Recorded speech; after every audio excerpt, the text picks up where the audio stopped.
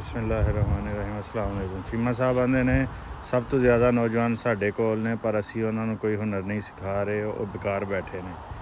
ਜਿੰਨੀ ਇਹ ਜਿਹੜੇ ਨੇ ਨਾ ਯੂਰਪ ਦੇ ਜਿੰਨੇ ਮੁਲਕ ਨੇ ਉਹਨਾਂ ਦੀ ਟੋਟਲ ਆਬਾਦੀ ਹੈ ਨਾ, ਓਨੇ ਮੁੰਡੇ ਸਾਡੇ ਬੇਕਾਰ ਬੈਠੇ ਨੇ ਅਤੇ ਓਨੇ ਮੁੰਡੇ ਡਿਗਰੀਆਂ ਲੈ ਕੇ ਪਰੇਸ਼ਾਨ ਬੈਠੇ ਨੇ। ਅਤੇ ਸਿਰਫ ਉਹਨਾਂ ਮੁੰਡਿਆਂ ਨੂੰ ਤੁਸੀਂ ਆਪਣੀ ਜ਼ਬਾਨ 'ਚ ਇਲਮ ਸਿਖਾਉਣਾ, ਹੁਨਰ ਸਿਖਾਉਣਾ, ਅਤੇ ਯੂਰਪ 'ਚ ਉਹਨਾਂ ਨੇ ਖੱਜਲ ਹੋਣਾ ਬੰਦ ਹੋ ਜਾਣਾ। ਜਿੰਨੀ ਜਾਪਾਨ, ਜਰਮਨੀ, ਇੰਗਲੈਂਡ ਦੇ ਨੌਜਵਾਨ ਨੇ ਨਾ, ਟੋਟਲ ਇਹਨਾਂ ਦੇ 2-2, 3-3 ਕਰੋੜ ਨੌਜਵਾਨ ਨੇ, ਬਾਕੀ ਤਾਂ ਇਹਨਾਂ ਦੇ ਬਾਬੇ ਨੇ। ਇਹਦੇ ਤੋਂ ਜ਼ਿਆਦਾ ਮੁੰਡੇ ਸਾਡੇ ਸਕੂਲ 'ਚ ਹੀ ਨਹੀਂ ਜਾਂਦੇ। 2.5 ਕਰੋੜ ਬੱਚੇ ਸਾਡੇ ਸਕੂਲ 'ਚ ਹੀ ਕਦੀ ਨਹੀਂ ਗਏ। ਕਿਉਂ ਜੀ? ਜੀ ਪੈਸੇ नहीं है तलीम के लिए। तलीम इंग्लिश 'ਚ ਤੁਸੀਂ ਕੀਤੀ ਹੈ, तलीम ਮਹਿੰਗੀ ਹੈ।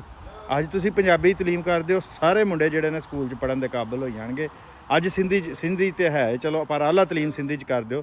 ਉਹ ਯਾਰ ਡਾਕਟਰ, ਤੁਹਾਨੂੰ ਅਗਲੇ ਦਿਨ ਸ਼ੇਖ ਅਬਦੁਲ ਹਕੀਮ ਮੁਰਾਦ ਦੀ ਵੀਡੀਓ ਵੀ ਵਿਖਾਈ ਸੀ ਅਲ ਜਜ਼ਾਇਰ ਦੇ ਵਿੱਚ। ਹਾਂ ਯਾਰ ਜਸਟ 1 ਮਿੰਟ, ਉਹ ਫੇਰ ਆਉਂਦਾ ਡਿਲੀਵਰੀ ਚੁੱਕ ਲਓ।